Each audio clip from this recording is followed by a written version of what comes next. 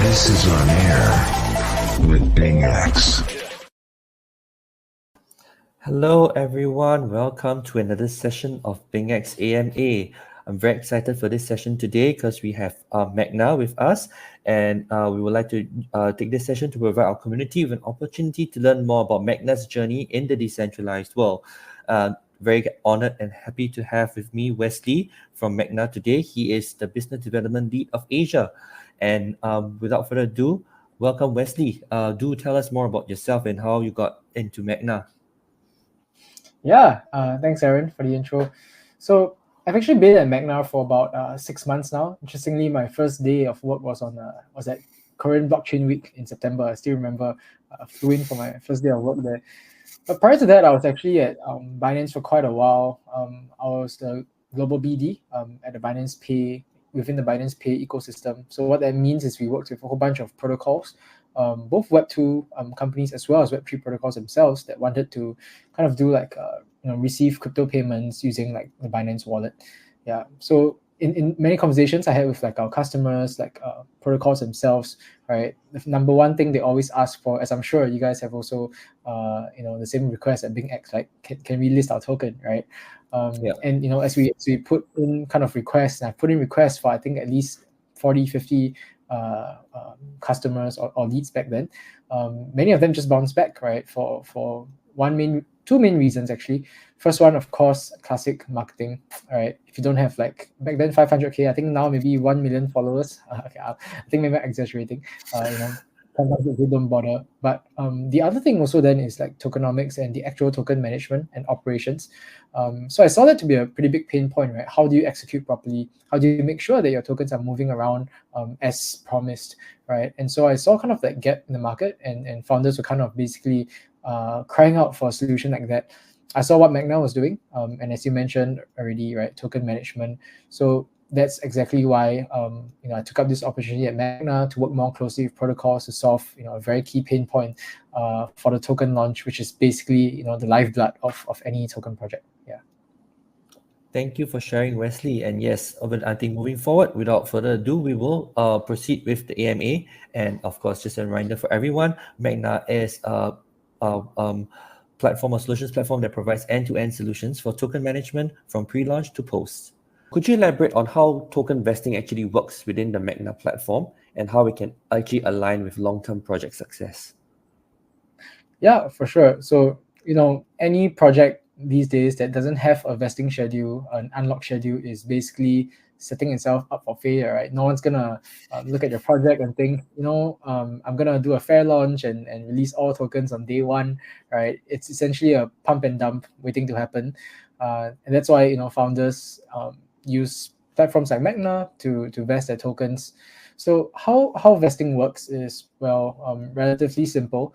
On our platform, basically we just need our customers to share with us things like their start dates, who their stakeholders are, so even things like wallet addresses, as well as their token schedules, right? We support even non-linear schedules. We have seen customers do things like first month 5%, second month 6%, third month 7%, things like that, right? A bit out of the box. And basically once they put in all those permutations and variables, that gets encoded into a smart contract on our backend, right, and automatically vest the tokens from a funding wallet, completely non-custodial.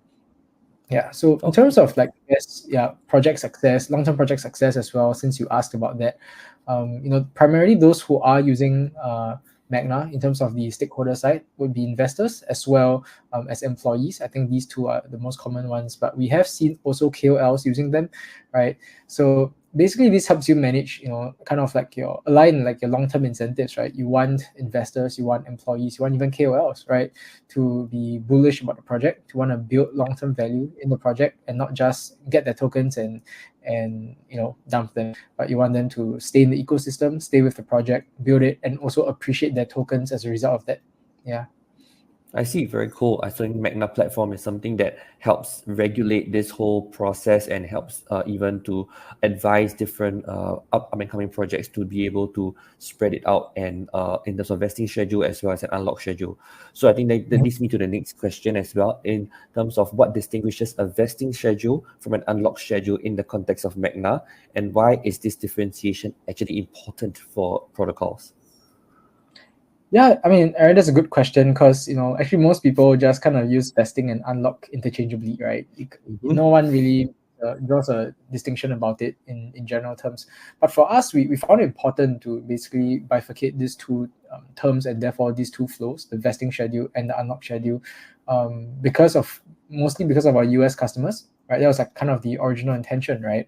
In US, you have this thing called the 83B tax filing, whereby you are taxed on your capital gains, right? That's really been around even since like Web 2 ESOP RTU days, right? And then when it comes to then tokens, right? Even the vesting of these tokens as capital gains would then require some form of taxes that they would have to pay then to the US government, right? Maybe some other jurisdictions have this, but as far as I'm aware, US is the main jurisdiction with taxes on capital gains. So in order for these founders not to pay taxes, right, on every single vesting schedule in the future, especially when token price is hopefully going to appreciate, right, and Yep. bullish on their tokens, right? You don't want to pay the future valuation. They want to pay, kind of the early valuation where your tokens are practically floor price and almost worthless, right? That's why we allow for vesting and unlocks, right, whereby you pay, right, the vesting, the taxes on vesting, right, even at the beginning, but then you only unlock and basically allow that to be transferred on chain, right, based on a completely different schedule. So to summarize, right, investing would be like the legal ownership, right? I give employees like tokens on paper, but unlock would be the actual availability of liquid tokens. Yeah. Got it. So it's hard to actually. I totally agree. Where it's hard to track on what is like the pre-launch token in terms of vesting part, and then unlock part where there's definitely, if let's say there's hopefully capital gains along the way for this particular token, there's always this discrepancy in terms of how the person needs to pay, especially if let's say you're talking about US in terms of taxes. So in that sense, right. can you actually further elaborate or further discuss in terms of the auditing process that Magna undergoes for its contracts on various blockchain networks? And I'm sure everyone also always wants to know, like in terms of security, as you mentioned earlier on, in terms of like pump and run or pump and dump. So how do you guys actually ensure security for your customers? Yeah, I mean, that's a good question. I think you asked two good questions there in terms of security as well as preventing the pump and dump. I'll talk about the pump and dump first. I mean, of course, right, unlock schedules and vesting schedules exist primarily to prevent the pump and dump situations, right? With vesting and unlocks, that actually gives you an added layer to prevent pumping and dumping, because now with employees or even KOLs, right, you can write them legal ownership, right, of tokens, which then fulfills contractual requirements, right, especially for dumping paranoid founders, right, and then let the unlocks run on a completely different schedule, so liquidity actually doesn't reach them, right? It's just a legal ownership. Yeah, so those are completely clean in terms of contracts and legality. Then when you ask questions of security as well, there are a few layers as well I talk about here, because when we say security, it's very broad, right?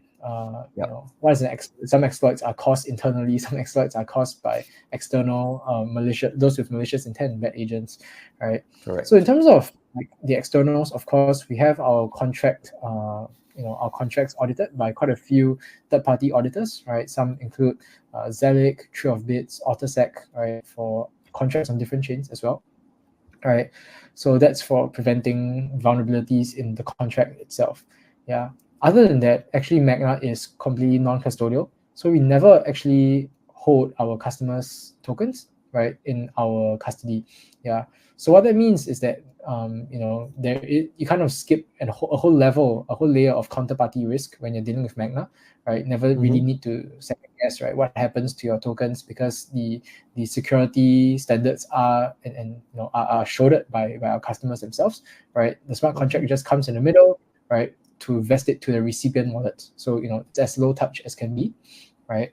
And finally, right, some projects, maybe with competitors, right, or using their own contracts, have tripped themselves up, right? And what I mean by this is sometimes they just type in the wrong wallet address for recipients, right? Sometimes they type in the wrong wallet amount, the wrong token amount, right? These days, everyone invests 10 billion tokens, right? One extra zero and one less zero is going to make a war.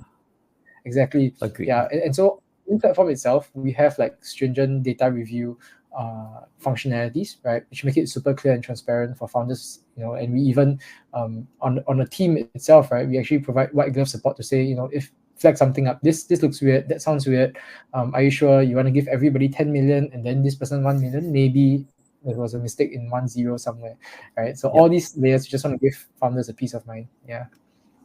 Very cool to be able to sort of not just support the customers and users, but also to kind of protect the founders and the people who are vesting their tokens as well.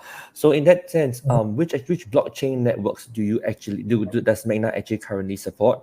And also, are there plans to expand to support other networks in the future? Yeah, so we actually started Solana native, so we definitely support Solana.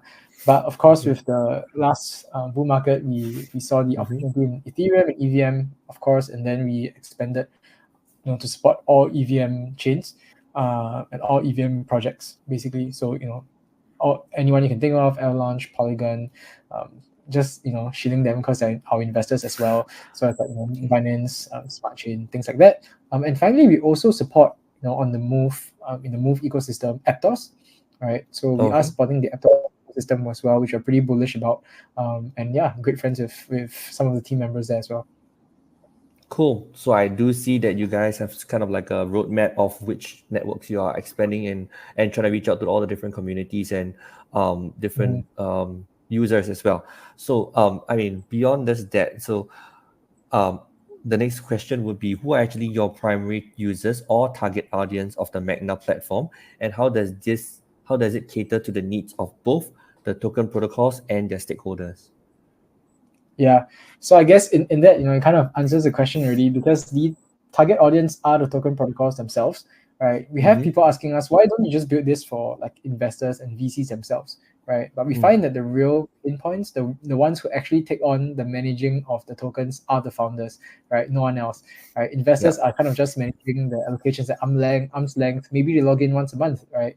But we want to build a tool that kind of becomes like a founder's co-pilot, right, that they can use every day and enjoy using every day. So obviously the target user then is also founders, but also we have seen for more mature projects, right, corp dev, corp dev functions, CFOs, COOs as well. And in terms of catering to the needs of these token protocols, of course, right, as mentioned, we do the cap table management and vesting, right? The traditional way of doing that, of course, is manually, right? And what that means is spreadsheets, right? And a lot of spreadsheets. Hours, right? If you do something like a monthly vesting, that means you have to sit down there for probably, right, something like 4 to 6 hours, right?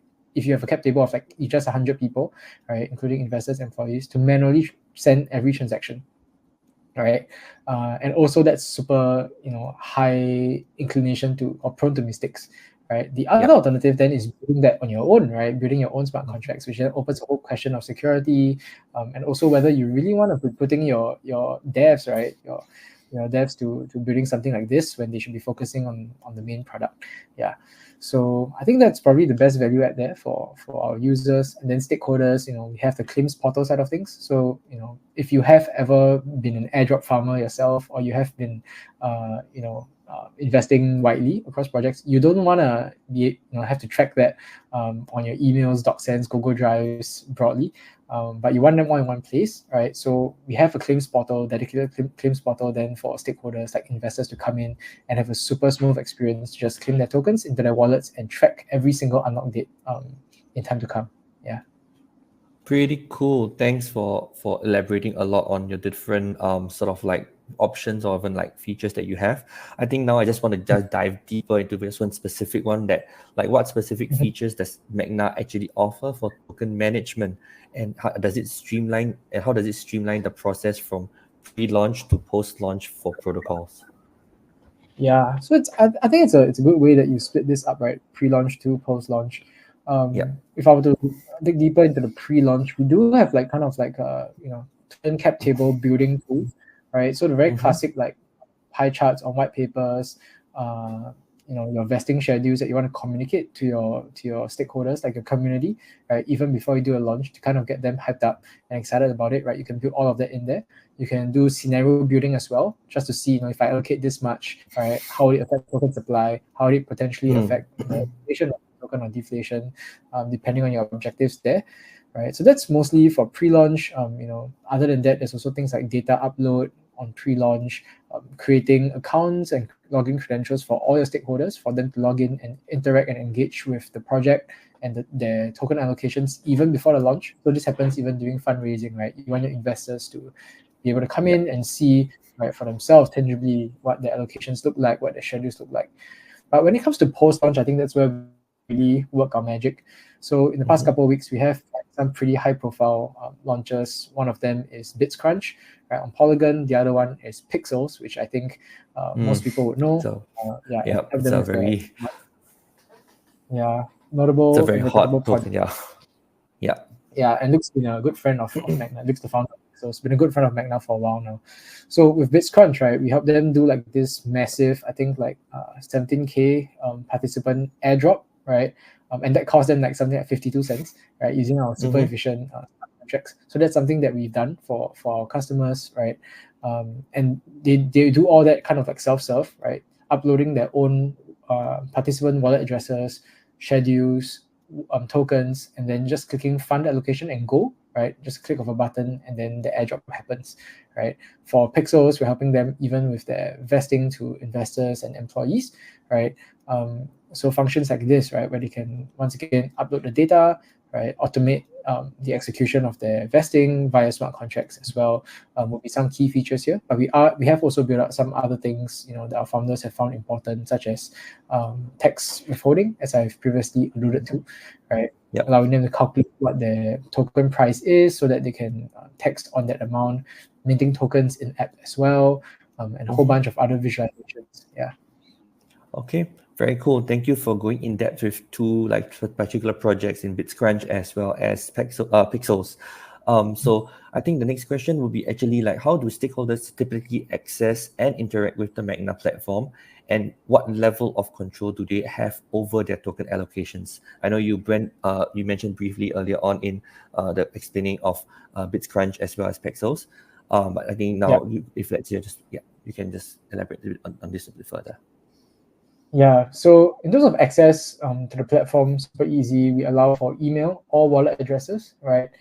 Email just because we know that some investors might not be Web3 native, right? And they need kind of that first interface to be a Gmail login, right? And then subsequently they can then add their wallet addresses, or sometimes, right, if they have like super high profile investors, we have seen founders even add their own wallet address to the recipient wallet and then kind of doing like a OTC or like a fiat transfer in a bank account of Magna. So we have seen cases like that as well. But mostly, email and wallet addresses. And then in terms of control over their token allocations, this part our founders really like.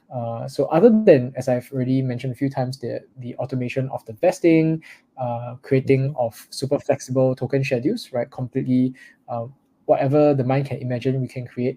Other than that, we also allow for things like flexible funding of the allocations. So unlike some of our competitors, right, you don't actually need to lock up all your tokens from the get-go, right? You really just need to lock it up as you go. So let's say I have like tokens due first of every month, right? I don't need to, all I need to do is kind of fund those tokens that are going to be unlocked before the first of every month. So with that extra token, with the extra flexibility, I can put my tokens anywhere. I'll put them back to the market for extra liquidity, right? I could even stick them somewhere for treasury optimization, right? So that's the kind of flexibility we allow for. And finally, I think also, many founders ask about canceling allocations. So we may see some bad leavers, right? Some employees that leave on bad terms, or some KOLs breach contract terms. You're supposed to shield my token this month. You didn't even post anything, right? And then what they can do, right, is then cancel the allocation and then claw back the tokens that have not been vested or not been claimed, even. So that's also one of the, I guess, advantages of doing a claims portal, right? Because tokens in the escrow right, can also be clawed back if we have like those who break contract terms or conditions for the token allocations. Yeah. Very cool, very cool. At least you guys have this additional layer of flexibility, or at least be able to help the founders, or help the stakeholders claw back if, let's say, there's anything that happens to between them and their community. So I think next will be, actually, could you explain how Magna integrates with multi-sig wallets and the benefits it brings to protocol administrators? Yeah, so I think this one is pretty straightforward. I believe that for most wallet integrations, whether multi-sig or not, right, we are able to support anyone that uses, anyone that is building on Wallet Connect with a Wallet Connect integration.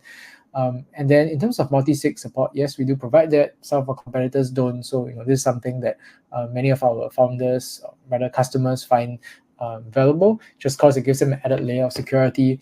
How it works basically is that as in the name multi-signature, they will need multiple signatures to sign the transactions whenever they are about to fund an allocation and go. So what this means is that that even if someone kind of like hacks their Magna platform, right, which has not happened, if anyone takes hold of their wallet private keys, right, they will still need multiple other parties to sign and then approve a transaction, right? Correct.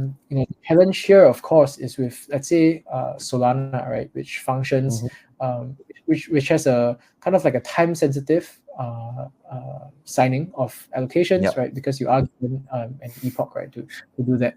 So we have integrated with Squad's team, right, which is a Solana multi-sig, and we work quite closely with them as well. Therefore, to optimize that experience when it comes to Solana multi-sig on Magna as well. So be it Solana, EVM right now, right, we all have multi-sig support, which is kind of like the gold standard for founders. Yeah. Very cool, very cool. So then in that case, which leads me to the next question as well.